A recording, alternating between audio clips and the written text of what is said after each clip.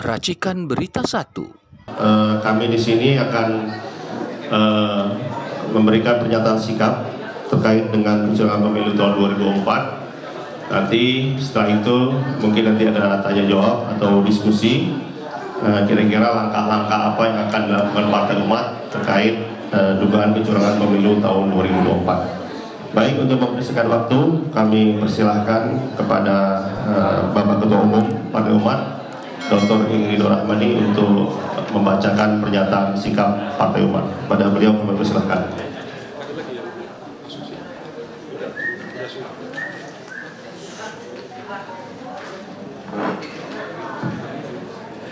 Bismillahirrahmanirrahim. Pernyataan sikap Partai Umat tentang kecurangan pemilu tahun 2024. Pada hari ini, Kamis 22 Februari 2024, kami Partai Umat menyampaikan sikap terkait dengan adanya dugaan kecurangan pemilu Pilpres maupun Pileg 2024 yang baru saja kita lewati beberapa hari yang lalu.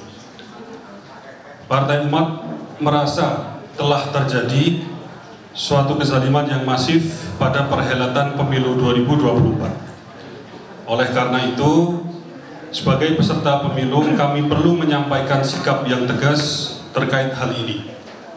Yaitu yang pertama, Partai Umat yang pertama mengucapkan terima kasih kepada semua pemilih Partai Umat di semua tingkatan, dan insya Allah Partai Umat akan terus memegang kepercayaan yang diberikan oleh para pemilih dengan sebaik-baiknya. Dan alhamdulillah Partai Umat tidak sendiri, kita telah mempunyai konstituen di dalam berjuang melawan kezaliman dan menegakkan keadilan. Kedua, tim pemenangan Partai Umat telah menemukan lebih dari setengah suara Partai Umat hilang, terutama disebabkan oleh kekacauan Sirekap. Padahal aplikasi Sirekap merupakan basis utama penghitungan suara di seluruh tingkatan. Tiga, Partai Umat melihat adanya kecenderungan di mana partai-partai baru memperoleh suara yang relatif jauh di bawah ambang batas parlemen. Keempat, Partai Umat sedang dan akan terus insya Allah mengumpulkan bukti yang merugikan Partai Umat, dan pada saatnya nanti kami akan membawa ke Bawaslu. Di banyak dapil potensial kami menemui tiba-tiba suara Partai Umat itu menurun dengan drastis ataupun hilang. 5. Kekacauan penghitungan suara ini disebabkan oleh Sirekap yang sifatnya, kita lihat kesalahan sifatnya algoritmik, yang kita tengarai by design, by intention, dengan sengaja dibuat sedemikian rupa sehingga menguntungkan pihak-pihak tertentu dengan konsekuensi merugikan pihak-pihak yang lain. 6. Partai Umat juga menemukan bahwa penempatan server dari aplikasi Sirekap besar kemungkinan di luar negeri. Hal ini jelas membahayakan penyelenggaraan pemilu seluruhnya karena telah membuka pintu masuk untuk manipulasi data hasil pemilu. 7. Meletakkan server pemilu di luar negeri adalah pelanggaran terhadap Undang-Undang Nomor 27 Tahun 2022 tentang perlindungan data pribadi dan Peraturan Pemerintah Nomor 71 Tahun 2019 Pasal 20 tentang keharusan keberadaan server di Indonesia untuk data penting yang menyangkut sektor publik. Saya ulangi, untuk data penting yang menyangkut sektor publik dan menggunakan APBN. 8. Partai Umat melihat adanya cacat formil yang dilakukan oleh KPU dengan tidak ditempelkannya formulir C hasil salinan di kantor-kantor kelurahan atau desa sebagaimana diamanahkan oleh pasal 66 ayat 4 PKPU nomor 25 tahun 2023. Padahal langkah tersebut adalah tahapan wajib yang sangat penting sebagai bentuk transparansi proses penghitungan dan pemenuhan hak masyarakat. 9. Partai Umat banyak sekali menemukan kasus di mana belum diunggahnya foto formulir C hasil ke situs resmi KPU. Dalam hal ini, salah satunya adalah pemilu2024.kpu.go.id. Hal ini jelas melanggar PKPU nomor 25 tahun 2023. 10. Hasil penghitungan Sirekap telah menimbulkan keresahan di tengah masyarakat yang berpotensi menimbulkan ketidakpercayaan publik kepada penyelenggaraan pemilu. 11. Oleh karena itu, Partai Umat mendesak agar KPU segera menghentikan penggunaan Sirekap dan melakukan penghitungan secara manual. 12. Partai Umat mengusulkan penggunaan e-voting berbasis blockchain di masa mendatang untuk proses pemungutan suara yang lebih cepat dan akurat, aman dari kecurangan, serta yang tidak kalah penting, dalam proyeksi yang dilakukan Partai Umat itu menghemat anggaran hingga 93 triliun rupiah. Konsep ini pernah Partai Umat sampaikan di hadapan KPU pada tahun 2022. 13. Partai Umat bersama semua elemen masyarakat akan terus mengawal proses perhitungan suara agar berlaku jujur dan adil, serta ikut serta dalam upaya hukum untuk melawan kecurangan yang terjadi. Melawan kecurangan adalah bagian dari melawan kezaliman dan menegakkan keadilan. Dan Partai Umat tidak akan beranjak dari posisi ini. Demikian pernyataan sikap Partai Umat. Semoga Allah Subhanahu wa taala senantiasa memberikan taufik dan hidayahnya kepada bangsa dan rakyat Indonesia agar bisa menjadi negeri yang baldatun thayyibatun wa rabbun ghafur. Amin ya rabbal alamin. Assalamualaikum warahmatullahi wabarakatuh. Baik, terima kasih kepada Bapak Ketua Umum kami, Dr. Ingridor Hamadi, yang telah membacakan pernyataan sikap Partai Umat. Kemudian mungkin langsung tanya jawab, apa ada dari lain dulu? Apa presentasi dulu? Tanya jawab. Baik, mungkin kalau ada yang mau menanyakan tanya jawab, saya infanterisis dulu. Dari mana? Dari mana? Dari kompas.com, Pak. Kompas. Mandi. Kemudian oke. Dari Kompas dulu silakan. Pak, dengan temuan kecurangan pemilu ini, apakah Partai Umat akan mendorong ke Bawaslu gitu, Pak, untuk melaporkan kecurangan ini, Pak, untuk diusut, Pak? Ke Bawaslu gitu ya? Iya, apakah akan melaporkan kecurangan ini ke Bawaslu gitu? Dan kalau memang akan dilaporkan, itu kapan, Pak? Baik. Oke, silakan. Ya, kenapa masih dugaan gitu? Lalu yang kedua, dulu Megawati pernah jual Indosat ke Singapura, apakah pengaruh dari server di sana? Oke, baik.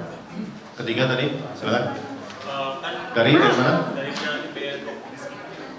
dari KPU bilang sendiri, Bu Betty Epsilon, bahwa kami tidak perlu diaudit oleh partai lain atau pasangan capres lain karena kami sudah diaudit oleh Bawaslu. Bagaimana tanggapannya? Oh, baik, tiga dulu ya. Sudah diaudit oleh Bawaslu, tidak boleh. Oke. Tolong panitia panggil Pak Sabar Setanggang, Bu Dede, tolong panggil.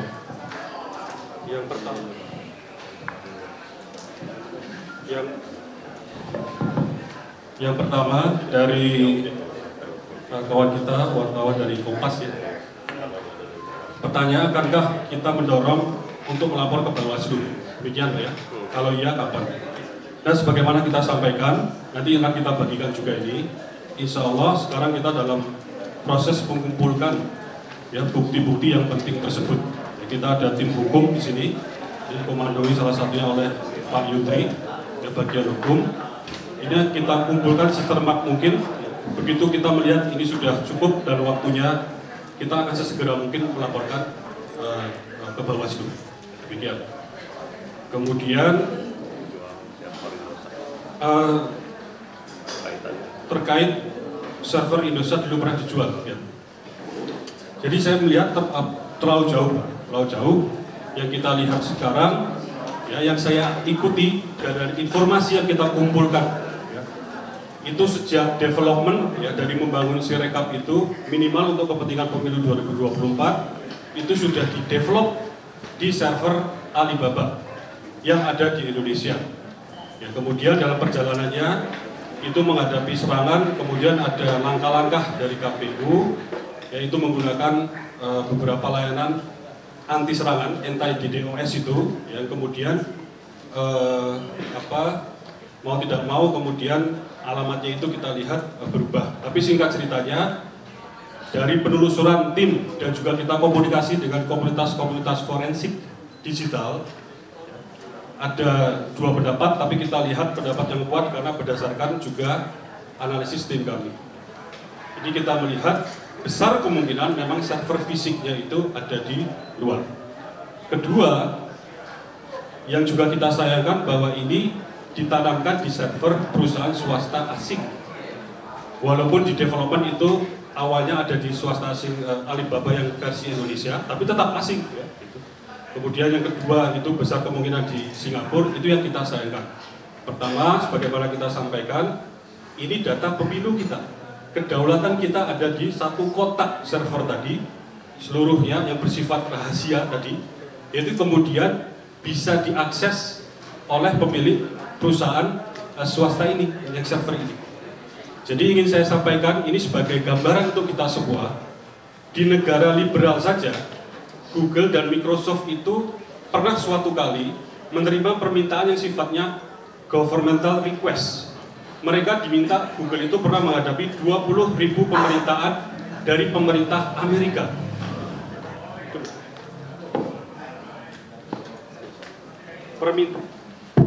Permintaannya itu apa? Permintaan untuk akses data pengguna, 20 ribuan akses. Ya. Microsoft pernah menghadapi permintaan dari pemerintah Amerika 70.000 permintaan request untuk akses data pengguna. Ini negara liberal, mereka pun mendesak perusahaannya ketika ada kepentingan ya, itu mengakses data-data pengguna.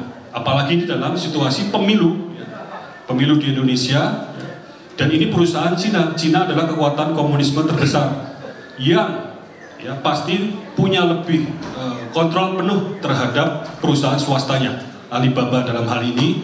Itu yang kita khawatirkan kalau itu semua kemudian di host atau diletakkan di server luar negeri, khususnya dalam hal ini Alibaba. Kedua, tahun 2023 telah ditemukan flaws, 2 celah keamanan di Alibaba oleh perusahaan namanya Wish yang telah terbukti ada akses yang memungkinkan unauthorized akses yang tidak terotorisasi dengan baik, artinya dia bisa menjebol keamanan dan langsung mengakses database. Nah, tentu untuk data pemilu kita, sekelas pemilu ya, kita tidak punya toleransi terhadap hal-hal semacam itu yang sebenarnya bisa kita antisipasi jauh-jauh hari.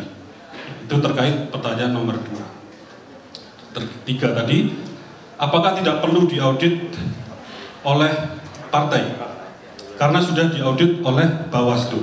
Justru ini yang seharusnya dijawab oleh penyelenggara, dalam hal ini KPU.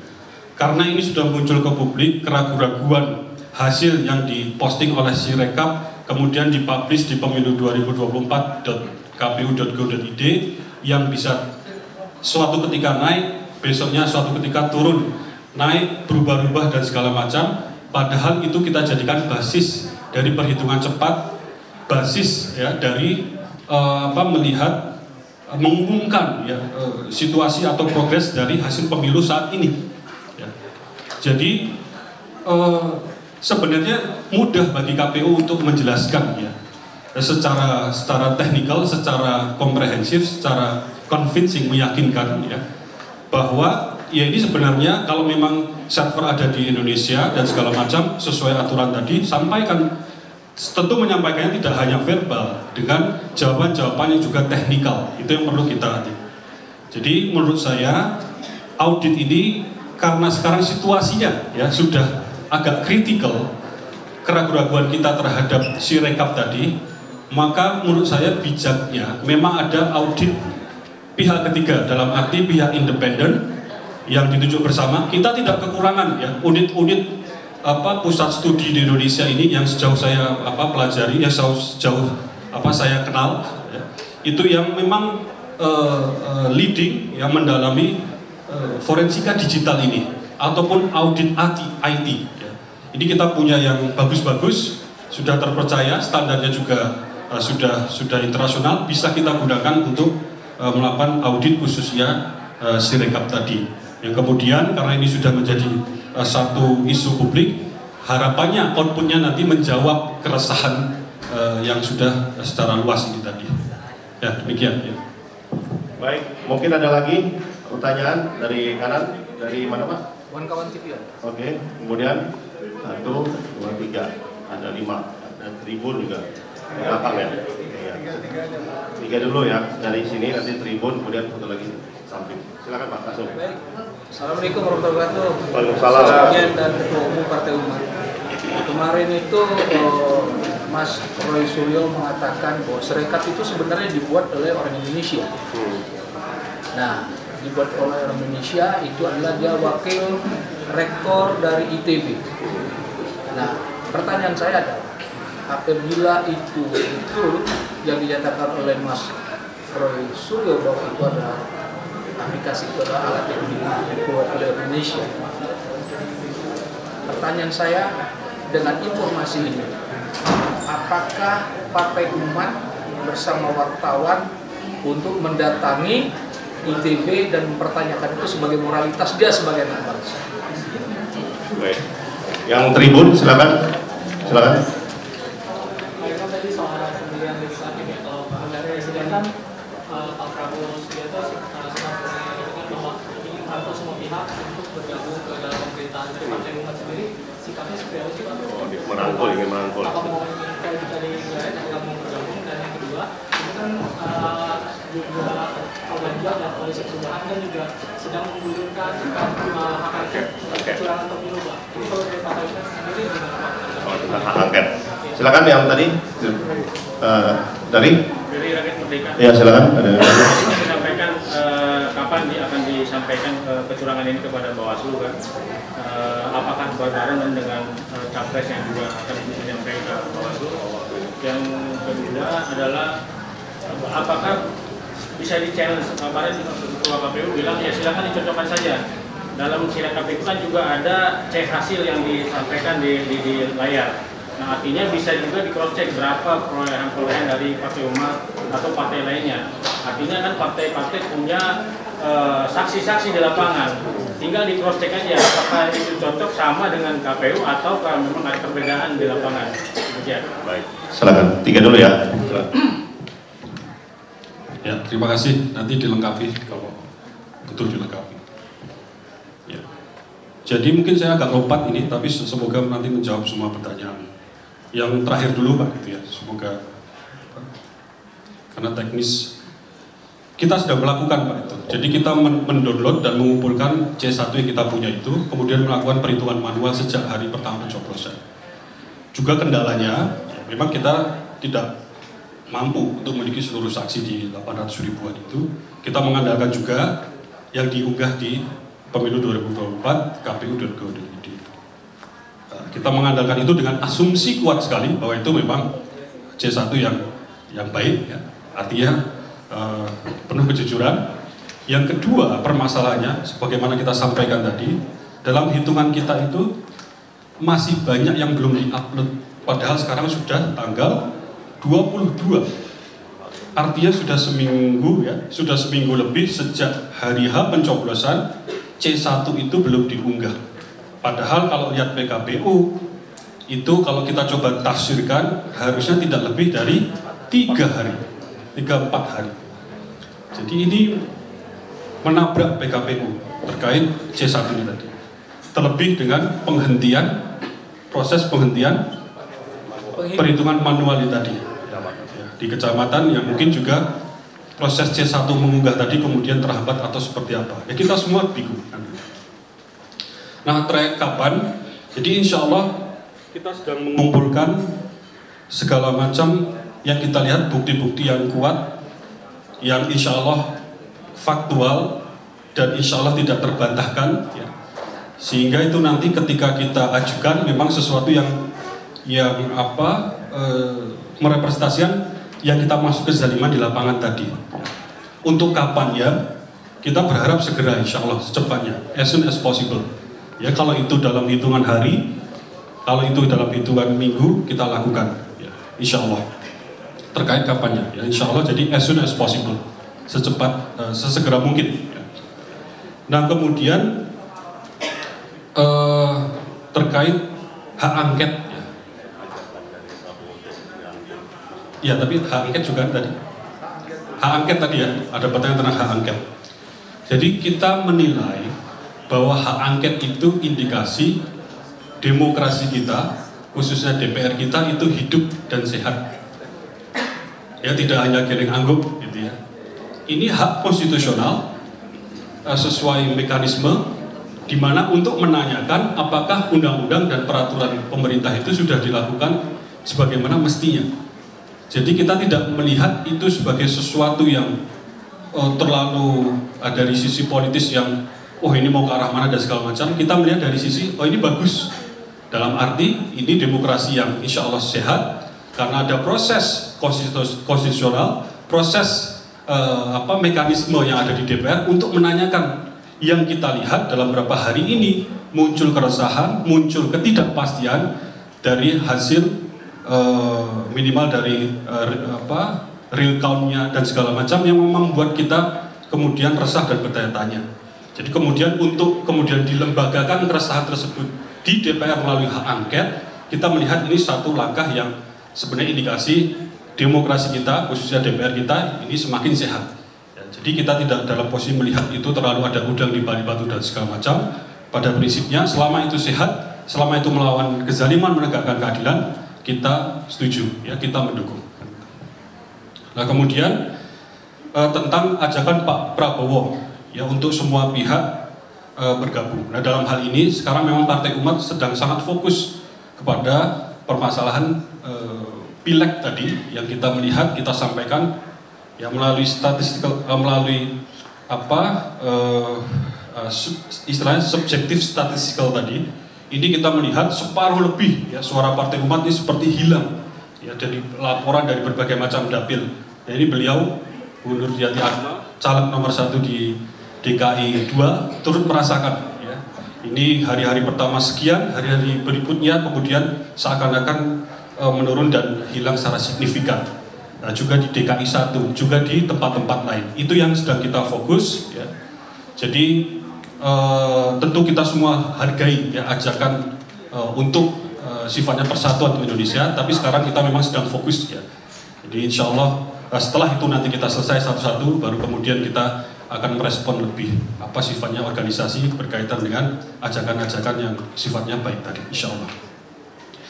Kemudian si rekap Pak ya dibuat oleh teman-teman dari ITB. Ya, saya mendapat 2 versi memang betul, ya, termasuk yang oleh Pak Roy Suryo di kesempatan kemarin ya, di pertemuan itu. Ya, kita lihat juga dari satu versi dari yang lain.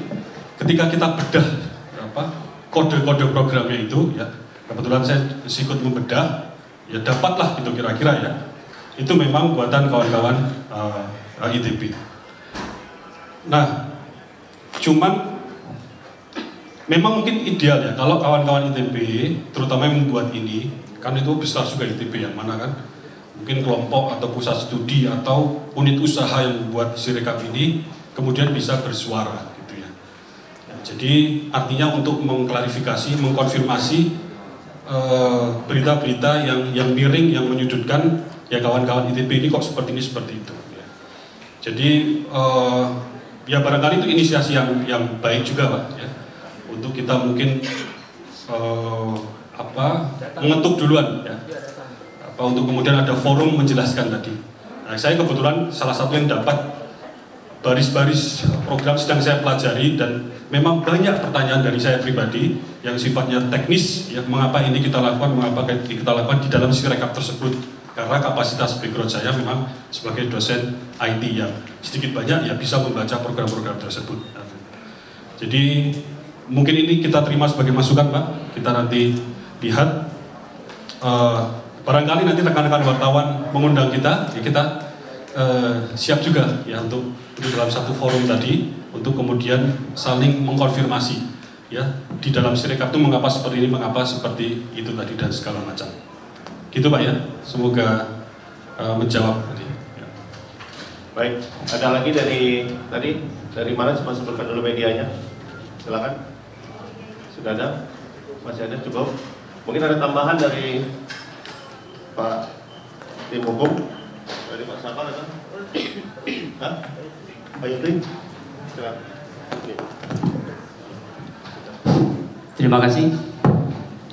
Melengkapi penjelasan dari Pak Ketum bahwa kami sudah banyak dapat masukan berupa resume dari analisa pakar IT bahwa untuk masalah IT kedengaran kita itu mestinya zero tolerance kesalahan.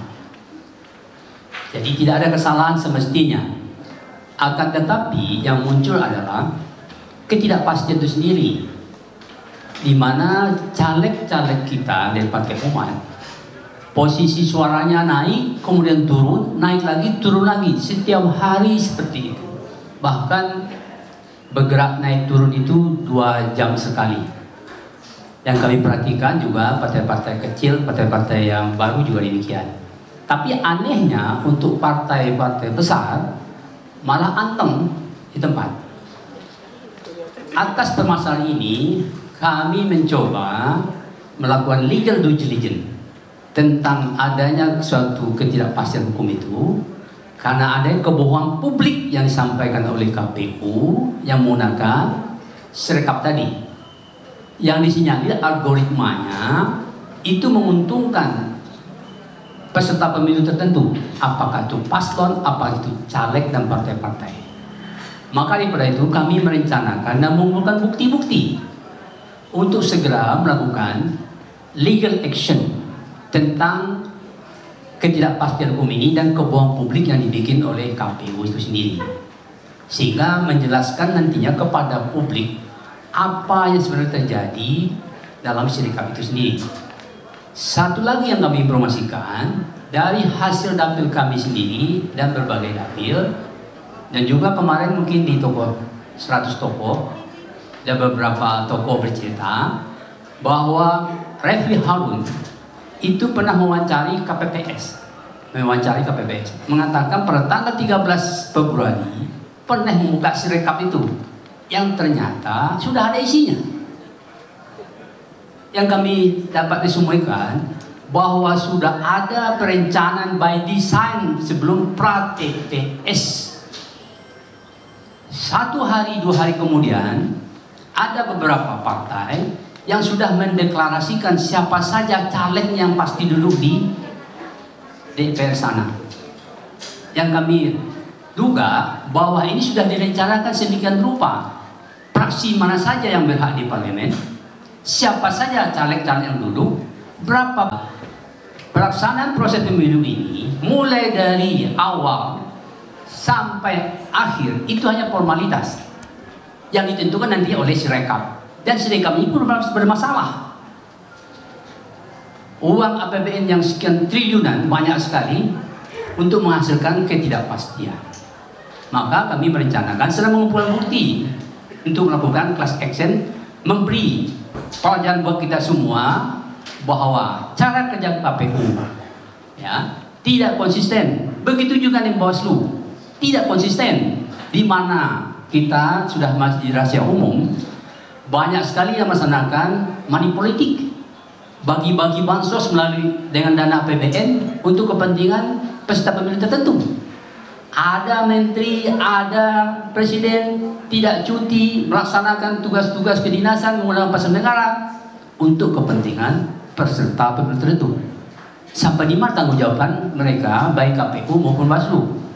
Dan saya pikir jangankan Bawaslu mengaudit KPU, seluruh rakyat Indonesia sebagai pemegang tautan tertinggi di negara ini berhak untuk melakukan audit terhadap kerja mereka.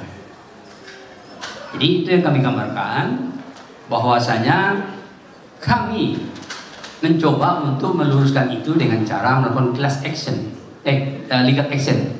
Itu akan kami lakukan segera setelah bukti-bukti kami kumpulkan. Maka tadi pernyataannya, kenapa dugaan? Ada indikasi saja. Kalau sudah terbukti benar, walaupun rahasia umum, kami tak katakan tahapannya adalah dugaan. Setelah buktinya terkumpul, kami lakukan legal action, kami katakan adanya kecurangan yang pasti. Sementara gitu, terima kasih. Baik, terima kasih para rekan-rekan jurnalis atas kehadirannya dan liputannya. Mudah-mudahan ini bisa disebarluaskan. Nanti insya Allah jika membutuhkan PDF-nya kami akan share. Kemudian ini juga ada beberapa fotokopi yang bisa diambil. Nanti kalau ada pertanyaan lebih lanjut bisa menghubungi kami di sekretariat ataupun nanti akan di-share ya nomornya. Nah, ini ada pertanyaan dari Mas Aji, Ibrahim Aji.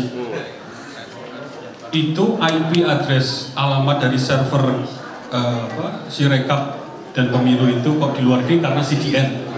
CDN itu apa? Ini teknologi kira-kira untuk mendistribusikan konten sehingga IP addressnya ada di Amerika, ada di Prancis. Itu satu analisis. Memang betul, kita lihat bahwa CDN ini salah satunya karena KPU Sirekap diserang di hari pertama, kemudian menambah layanan anti-DDoS tadi, supaya tidak diserang lagi. Konsekuensinya kemudian CDN, IP address-nya terlihat dari luar. Tapi juga ada analisis. Kita analisis subdomainnya, khususnya yang Sirekap yang subdomain dari pemilu 2024 dan juga Sirekap KPU khususnya Sirekap kita temukan di Singapura. Ini ada cara analisis yang lain lagi.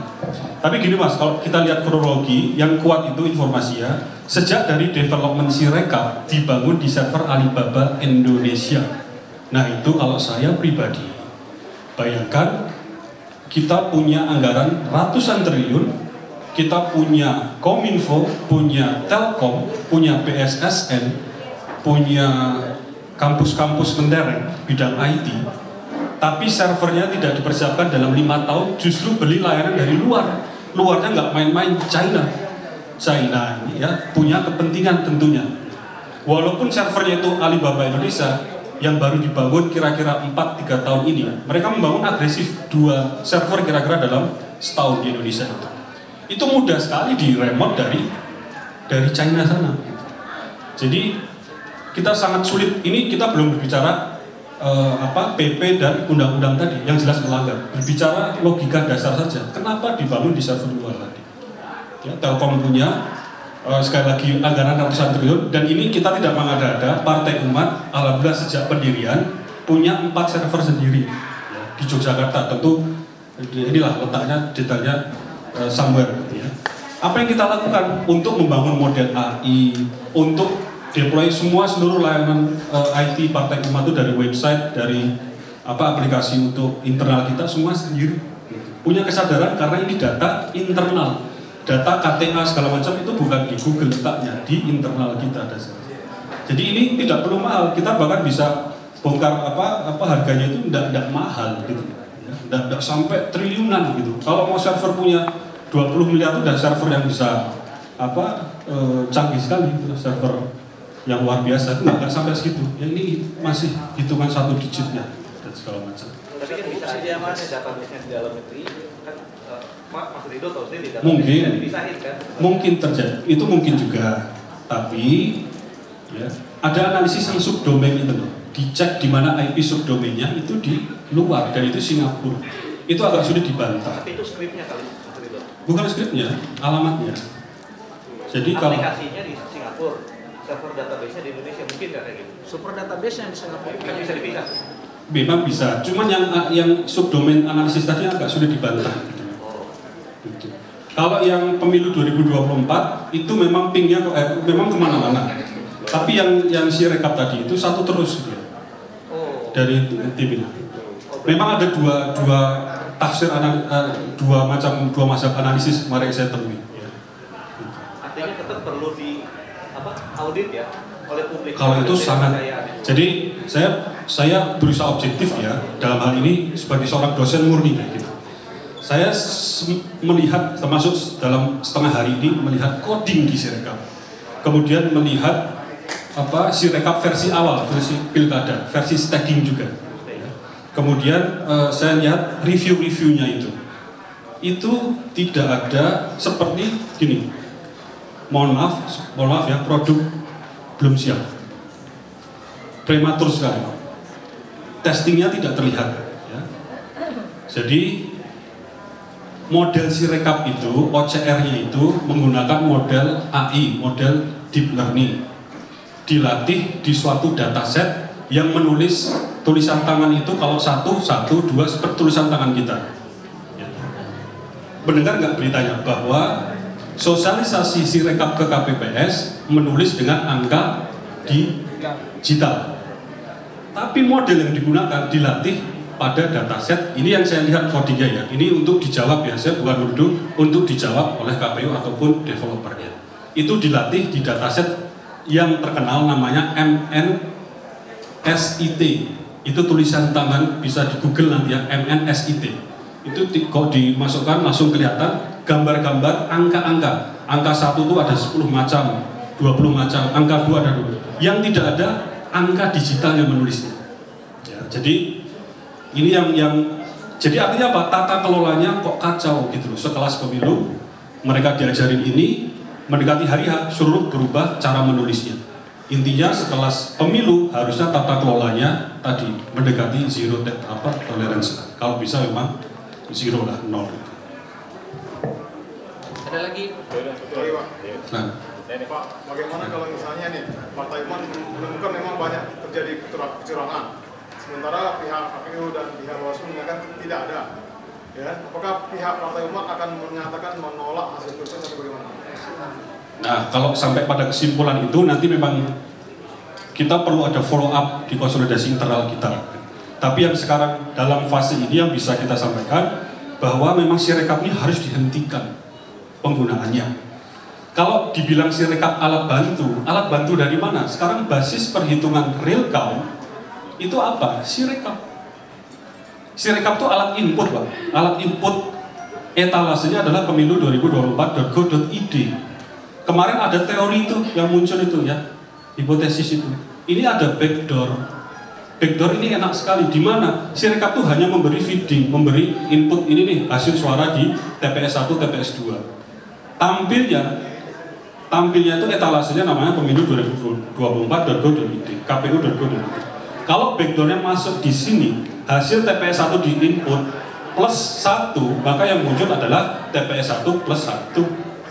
TPS 2 paslon 1, paslon 2, paslon 3 plus sekian, maka yang muncul sekian. Ini teori yang kemarin juga saya belum melihat ada bantahan dan segala macam. Nah, makanya kemarin kita usulkan, ini lumrah di dunia akademis, kita mempublikasikan kode program secara detail di website. Tentu tidak mungkin kita usulkan atau KPU publish semua kode program Sirekap, tidak masuk akal. Tapi bisa dipublish bagian mengenali angkanya tadi, scan tadi, itu bisa. Kedua, kalau memang kita melihat oh itu aman, ini bentuk kehati-hatian kita, kecintaan kita terhadap negeri. Oh ini aman nih, skrip untuk mengenali tadi C1 tadi aman. Berarti sekarang kita lihat kenapa bisa berubah sekarang kritikalnya bergeser ada di pemilu 2024.kpu.id yang merupakan menerima input ini dan kemudian menampilkan kepada kita.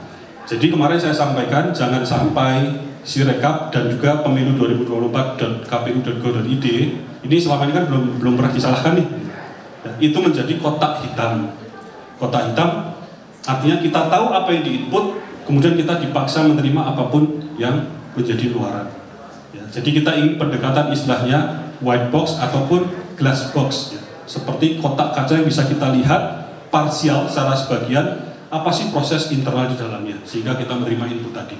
KPU bisa mempublish, terutama umpamanya kalau tidak ada sirekap, berarti di pemilu 2024 adakah kode-kode program sebelum menampilkan tadi itu yang disusupi orang-orang barangkali.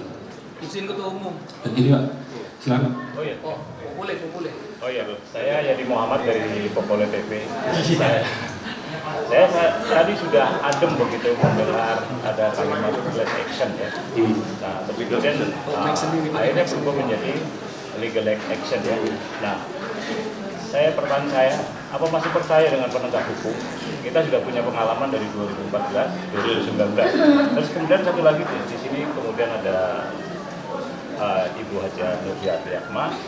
Pertanyaan saya, kalau orang udah zolim dan memerangi kita, ya Bu ya, ini udah memerangi kita, mereka nabrak konstitusi aja udah enak-enak aja kok sambil ngopi, nabrak konstitusi, sambil ngopi, hina Al-Quran dan hina agama.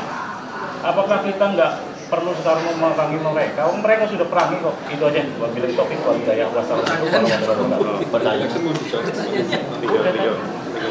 Kenapa nggak press? Itu tadi pertanyaan masalah perbedaan class action dengan legal action ya. Ya kalau class action ini kan massal ya. Jadi kita mau sebagai gugatan perwakilan. Tapi kalau legal action ini jelas entitasnya, apakah pribadi atau institusi. Yang jelas kita Partai Umat, caleg-calegnya maupun institusinya merasa dirugikan dengan cara kerja KPU ini, khususnya tentang masalah penerapan sistem sirekap tadi yang menggunakan algoritma tadi, yang lebih menguntungkan kepada partai-partai tertentu dan paslon tertentu sebagai peserta pemilu. Dan anehnya caleg-caleg kita yang sudah suaranya tinggi turun lagi, naik lagi, turun lagi. Tidak ada kepastian hukum di situ. Dan kami sudah mencoba mengumpulkan bukti-bukti itu, dan ini terkait dengan Undang-Undang ITE maupun Undang Nomor 1 Tahun 46 tentang masalah darurat, menyampaikan kebohongan publik oleh KPU yang sudah dibayar oleh anggaran APBN sebagian besar, tapi kerjanya kok malah menguntungkan pihak tentu, tidak objektif dan tidak fairness dalam melaksanakan tugasnya. Itu yang kami maksudkan. Bukan, maksud saya, berarti saya udah adem begitu Partai Umat mau mengadakan class action gitu. Artinya memang kan sekarang memang sudah seharusnya kita arahkan aja kalau memang untuk class action. Karena kalau kalau hanya melakukan legal action, kan kita sudah tahu bahwa kredibilitas penegak hukum kita ini dari MK sampai kepada di bawahnya artinya kan ini kan tadi bisa memobilisasi gitu kan. Gitu. Artinya tadi saya dengar sekilas tentang class action gitu kan. Artinya kalau memang bisa nggak gitu tadi, artinya apakah masih percaya dengan penegakan hukum di Indonesia sementara kita juga sudah dibohongi dari 2014-2019. Makanya ketika Bapak tadi mengatakan class action, aku juga ada sedikit, meskipun bagaimana tahapannya saya kurang paham. Ya, untuk masalah class action ini akan kami pertimbangkan. Barangkali mitra kami dari partai-partai yang lain memungkinkan untuk kolaborasi, karena ini sudah menjadi rahasia umum, kecurangan, kebohongan dilakukan oleh KPU. Jadi kami akan mencoba itu. Tapi di sisi kami, yang jelas di mata kami saat ini bahwa kami dirugikan. Apakah ada rekan-rekan kita di partai lain yang merasa sama senasib? Bisa kita lakukan class action, apalagi nanti para konstituen yang telah mempercayakan aspirasi politiknya pada kita kami dan merasa kok nggak tersampaikan, malah kami tidak ada fraksinya di DPR, padahal mereka sudah sungguh-sungguh memberikan percayaan kepada Partai Umat. Itu barangkali salah satu solusinya. Jadi masih kami pertimbangkan untuk melakukan class action, tapi tahap sekarang ini yang jelas di mata kami adalah legal action. Demikian.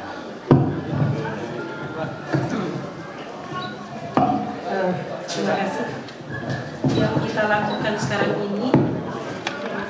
Yang kita sedang lakukan sekarang ini adalah satu upaya menuju mungkin akan terjadi class action atau tidak. Karena memang seperti di dalam surat At-Taubah ayat 14 Allah sudah jelas Qatiluhum, lawan mereka. Mereka yang zalim, mereka yang curang, mereka yang nakal.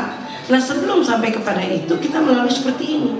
Dan nanti mungkin kita akan mengadakan juga kolaborasi dengan teman-teman sejawat kita. Paling tidak partai-partai yang memang satu bersama dengan kita. Jadi hal ini akan sampai nanti pada titik itu tatkala kita sudah bertemu. Kalau sekarang ya kita harus mengumpulkan data dulu kan. Kita akan mempunyai data yang lengkap dan sebagainya, seperti yang bahwasanya apa yang dilakukan selama ini adalah kecurangan. Dan ini memang harus kita lawan. Kita tidak bisa berdiam diri. Jadi saya rasa kita sudah paham semua. Rakyat juga udah marah. Gitu ya Pak. Terima kasih. Ada lagi nggak kawan-kawan? Nah, silakan. Apa Bu? Baik, ya, silakan. Radar Pak, dari Radar Indonesia. Izin.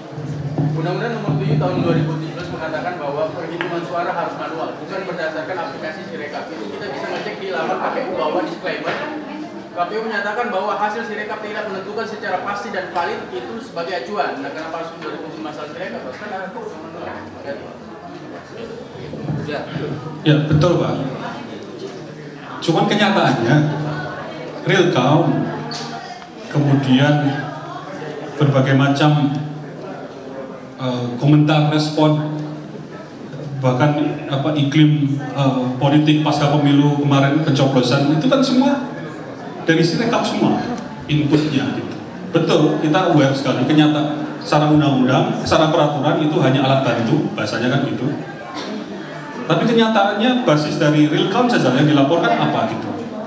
Itu adalah yang sepengetahuan kami, sepanjang yang kami pahami adalah si rekap tadi. Jadi ini sejalan juga dengan yang kami sampaikan bahwa sudah akhiri si rekap, akhiri penggunaan si rekap, kembali ke perhitungan manual. Manual dalam arti C1 tadi segera di-upload di pemilu 2024.kpu.go.id dan semua etalase yang resmi. Kita di sini bantu menghitung juga, masyarakat yang secara swadaya bisa bantu menghitung juga. Ya kemudian nanti kita lihat, oh ini angkanya sama dan segala macam. Kita harapkan itu Pak. Jadi memang betul, beberapa kali saya dengar dari KPU mengatakan ini hanya alat bantu. Kenyataannya bukan alat bantu, kenyataannya ini basis utama gitu untuk real count ya dan segala macam. Dan sekarang dihentikan sementara perhitungannya kan, ini semakin membingungkan. Gitu. Kalau saran saya, Pak Ketua Umum, sebaiknya Partai Umat seperti militansinya Amin Pak, terus ngoceh Pak di medsos Pak, berubah pasti dia, gemeter dia. Kalau diem aja nggak gerak. Setuju? Ini kita ngoceh terus Pak. Ngoceh aja kita terus. Sampai pusing Pak. Ya, Pak. Dari EG Sejana Channel, saya Arif Iksan.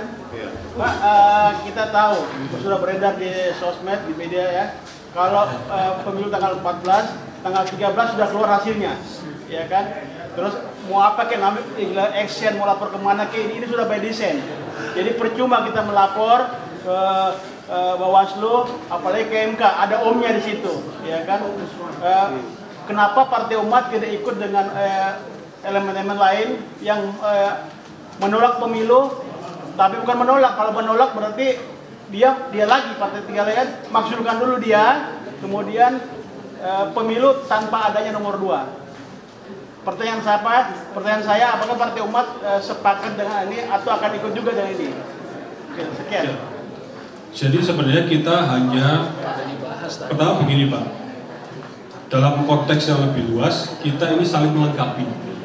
Dalam posisi sebagai partai politik kita menuntaskan dulu pekerjaan kita. Dalam hal ini tentu yang harus kita kawal tadi dalam ruang lingkup pemilu ini tadi, pasca 14 tadi dan segala macam. Adapun gerakan masyarakat kita sangat intens ya komunikasi tadi. Cuma ini biar kita tuntaskan dulu, karena di situ juga sudah ada yang menggarap. Nanti pada saatnya jika nanti ada memang harus kita sudah di sini sudah selesai dan harus gitu melakukan ya kita lakukan. Selama itu sesuai prinsip yang kita pegang kan gitu. Jadi ini hanya masalah waktu juga. Ya. Kedua ini harus kita tuntaskan tadi. Jadi bukan kita tidak mau, ya. Tapi kita lihat ini sudah sahabat-sahabat yang lain mengerjakan, ya. Di sini harus ada yang mengerjakan, jangan kita diam saja sebagai partai politik. Ya. Nanti kalau ini kita tinggalkan pos ini, belum tentu ada yang menyuarakan Pak dari partai politik. Kasusnya kan lain-lain. Gitu. Dari partai baru kan kita mohon maaf saya belum terlalu mendengar gitu ya apa yang kita sampaikan seperti hari ini bahwa ada suara yang turun dan segala macam itu belum terlalu. Jadi kita ingin menuntaskan dulu apa yang memang jadi tugas penting partai politik dalam hal ini yang merasa dizalimi tadi dalam konteks suara yang hilang dan segala macam tadi. Jadi matter of time, insya Allah Pak. Pada saatnya kita nanti akan terus. Insya Allah.